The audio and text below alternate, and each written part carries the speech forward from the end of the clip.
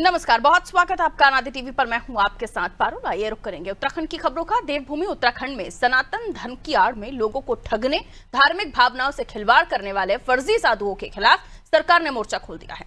मुख्यमंत्री पुष्कर सिंह धामी ने ऐसे तत्वों के खिलाफ ऑपरेशन कालनेमी अभियान शुरू कर दिया है। इसी पर देखिए ये रिपोर्ट। देवभूमि उत्तराखंड में पग पग पर मंदिर है। मंदिर के बाहर साधु संत और बाबा भी मौजूद रहते हैं। इनमें से कई तो सच्चे साधु संत हैं, लेकिन कई फर्जी भी। इन फर्जी बाबाओं के पास ज्ञान तो नहीं होता, लेकिन ये ज्ञान होने का दिखावा पूरा करते हैं। अब सीएम धामी ने ऐसे फर्जी बाबाओं की धरपकड़ के लिए ऑपरेशन कालनेमी की शुरुआत की है। सीएम ने कहा कि धार्मिक वस्त्र पहनकर महिलाओं और श्रद्धालुओं को गुमराह करने वालों के खिलाफ कार्रवाई की जाएगी। देखिए, बहुत पवित्र महीना श्रावण मास का प्रारंभ हो गया है और श्रावण मास में हमारे राज्य में यहाँ अनेक हमारे धार्मिक स्थल हैं। भगवान महादेव की धरती है। वहीं माँ गंगा का जल लेने पूरे देश भर से कई करोड़ों की संख्या में शिव भक्त कांवड़िए आते हैं। धार्मिक आस्थाओं का ये हमारा प्रदेश है, देवभूमि है। किसी की धार्मिक भावनाएं आहत न हो, सनातन को नुकसान न हो, छद्म वेश बदलकर जहाँ लोगों को धार्मिक उनकी भावनाएं आहत करने का काम करने वाले, इनको चिन्हित करने के लिए ऑपरेशन कालनेमी चलाया गया है। और ये एक सर्च अभियान भी होगा। हमारा पूरा प्रशासन इसमें पूरी तरह से ऐसे लोगों को चिन्हित करेगा जो लोग अपना वेश बदल के लोगों की धार्मिक भावनाएं आहत करते हैं, उनको ठगने का काम करते हैं, भ्रम का काम करते हैं, उनके खिलाफ कार्रवाई करेंगे। उत्तराखंड सरकार का ऑपरेशन कालनेमी पाखंडी तत्वों को बेनकाब करने की एक निर्णायक पहल है, जिसका संत समाज ने भी जोरदार समर्थन किया है। हमने देखा हमारे माननीय मुख्यमंत्री जी हिंदू हृदय सम्राट है और हमने पहली बार देखा जब हमारे माननीय मुख्यमंत्री जी ने डामकोठी में कावड़ियों को बुला करके उनका पूजन किया और हरिद्वार में नहीं, हरिद्वार से बाहर भी उनका हेलीकॉप्टर के द्वारा फूलों की वर्षा की। मेरा ये मानना कि ऐसे मुख्यमंत्री मिलना हमारे उत्तराखंड को दुर्लभ है, ना भूतो ना भविष्यति।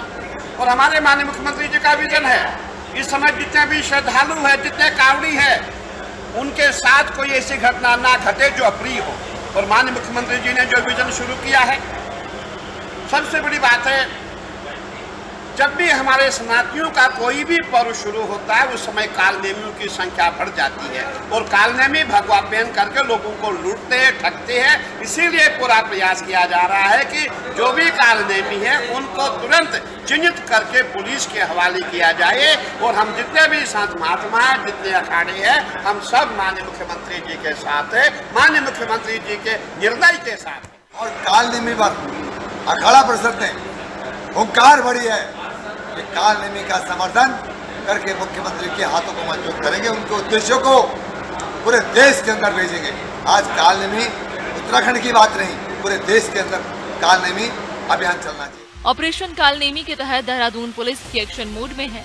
अब तक अलग अलग थाना क्षेत्रों से 25 से ज्यादा ऐसे ढोंगी साधु पकड़े गए हैं जो बाहर से आकर साधु के वेश में स्थानीय लोगों को गुमराह कर रहे थे।